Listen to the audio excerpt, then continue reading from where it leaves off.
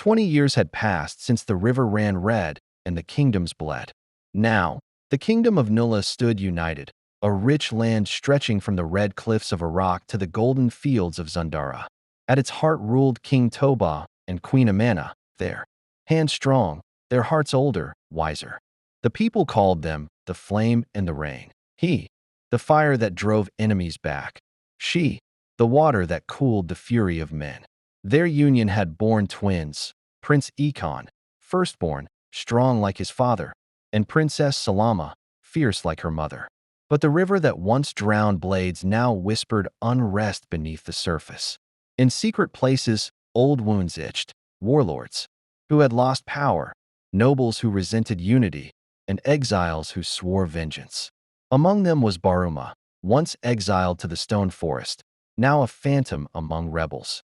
His body was scarred, but his ambition burned brighter than ever. Peace breeds weakness, he told his followers, and weak rulers make ripe prey. In the shadow of unity, a new faction was born, the Black Horn, men and women who sought to restore Iraq's independence by force. Meanwhile, in the capital city of Nalara, King Toba sensed the air growing heavy. Dreams troubled him, dreams of a lion chained by vines, of blood in the moonlight, of his own children fighting. These dreams are warnings, the royal priestess said, or echoes from a future yet to be. Queen Amana, too, saw signs. Her guards murmured of raids in the eastern provinces, of masked men stealing grain. The peace she had fought for now trembled like a clay pot above fire. Still, she smiled before the people, masking her fears with grace. Prince Ekon trained daily in the palace yard, surrounded by cheering youths. I will protect the realm, he declared.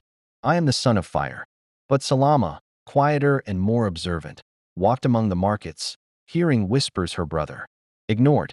One day, she followed a suspicious merchant into a back alley, only to witness a Black Horn meeting. She escaped unseen, but her eyes held the storm. She told her mother everything, and Amana called an emergency council. This peace is like a sleeping python, she said. If we do not act, it will swallow us whole. Toba ordered scouts into the outer provinces and sent a message to the northern generals. Prepare, he wrote. Peace is threatened again. The letter never reached them, intercepted and burned by Baruma's spies. Instead, Baruma sent his own letter to the forgotten chieftains of the mountains. Toba grows fat in his palace, it read. Rise, and we shall share the spoils. Within moons, for provinces rebelled, their war drums echoing once more. King Toba rode out, with his elite guards, his axe bogie shining beneath the sun. Amana stayed behind to govern, her daughter beside her, learning the burden of the throne. But Ekon begged to join the battle, yearning for glory. You are not ready, Toba told him. A crown is not won by the sword alone. Furious, Ekon turned to secret sparring and the company of hot-headed warriors. Among them was Zilu, son of a disgraced general and member of the Black Horn. If your father will not give you war, Zilu whispered, make your own. Salama noticed her brother's growing arrogance and tried to warn him. Be careful, she said. Shadows feed on pride. But Ekon dismissed her, blinded by visions of battlefield glory. Toba, meanwhile, engaged rebels in the north, his sword singing, his soldiers loyal. He won the first skirmish easily, and spirits in the capital lifted. But it was a trap. Baruma had baited the king away to strike at home. On the night of the fire moon, Black Horn assassins crept into the palace dressed as merchants. Amana fought fiercely, wielding twin daggers with the grace of a windstorm. Salama held her own, defending the library and saving many of the palace children. But in the chaos, one assassin reached the royal bedroom and planted a black banner, declaring war from within. By dawn, the queen had repelled the attack, but not without losses. The people mourned, the drums beat, and war, once thought buried, had risen again. Across the realm, old scars reopened, and the peace began to crack. The fires from the palace siege still smoked when King Toba returned from the north. He found his guards weary, his people fearful, and his wife wounded though unbroken. They struck at our heart while we struck shadows, he growled, staring at the Black Horn banner nailed into his chambers. Amana stood tall despite her injury. They underestimated the queen. Now we must not underestimate the storm. In secret, they called a midnight council beneath the great hall's foundation, away from prying ears. This was not a random attack, Amana said. This was coordinated. They have men in our ranks. And perhaps even in our bloodlines, Toba added, his gaze darkening.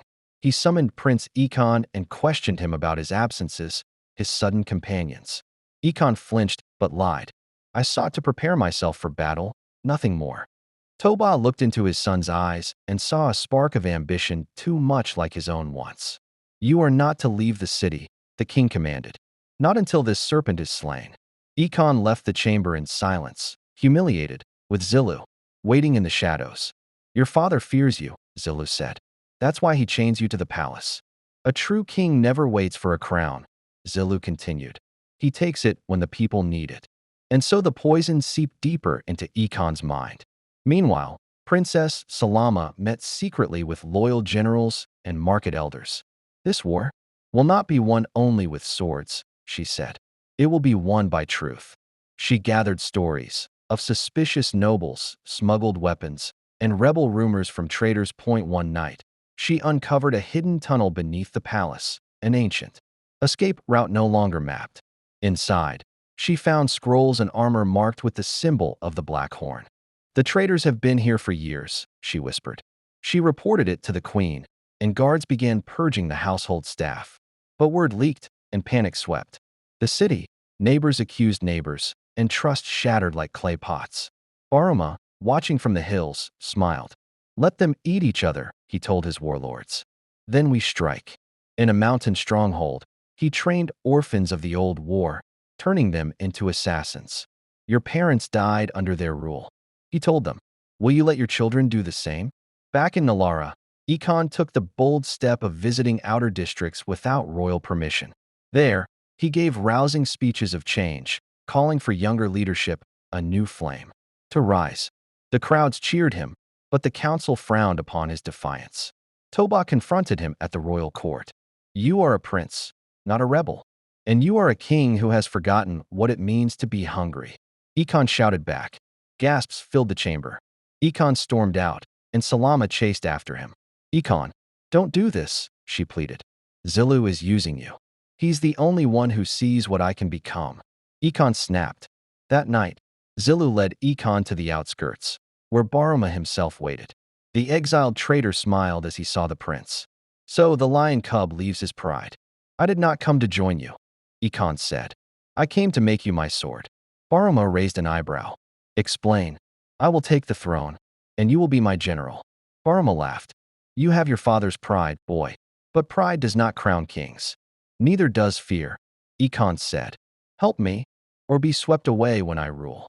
Baruma saw the fire in his eyes, and agreed. Over the next moons, Ekon secretly fed information to the rebels, sabotaging patrols and food routes. Salama noticed the pattern and began to suspect her brother. She followed him one night and saw him pass a sealed letter to Zilu. Heartbroken, she returned home and told her mother. We cannot let him fall further, Amana said. But if we wait too long, he may become our greatest enemy. Toba was silent for a long time. Then he ordered his guards, find my son, bring him alive. But Ekon had already vanished into the hills, with Baruma at his side, and war once again on the horizon. From the hills of Karunda, Prince Ekon raised a black banner over the cliffs, a symbol that war had returned. Baruma knelt before him, swearing loyalty, though his eyes burned with secret intentions. The Black Horn now had a figurehead, a prince of royal blood, and that made their rebellion more dangerous than ever. Villages that once sat neutral now bent toward Ekon's name, swayed by promises of youth, power, and justice. I will burn away the rot of the old world, Ekon declared, and from its ashes, I will build a kingdom of fire. In Nalara, Queen Amana's council was divided. Some urged negotiation, others demanded immediate war. King Toba, aged and heart-weary, sat in silence more than he spoke. We taught him strength, he murmured, but not when to sheath the sword. Salama, though grieving, stood firm. We still have time to save him, or stop him. With royal decree, she gathered a special unit, warriors, messengers, healers, and spies. They called themselves the Ember Guard, sworn to protect the flame of peace. Salama led them personally, riding northward through smoke and tension, seeking to reach her brother before it was too late. Along the way, she saved villages attacked by Ekon's rogue captains, men who no longer waited for orders to pillage. You ride under his banner but commit shameful acts, Salama told one captured captain. His banner is our permission, the man laughed. He promised chaos would cleanse us. These words weighed on Salama like a stone in her heart. Meanwhile, Baruma's patience with Ekon thinned as the young prince hesitated to launch a full assault. Strike now, Baruma urged. The people grow restless. Your father is old. The throne is waiting. My mother still rules, Ekon replied. She will not break so easily. Then make her, Baruma hissed. In the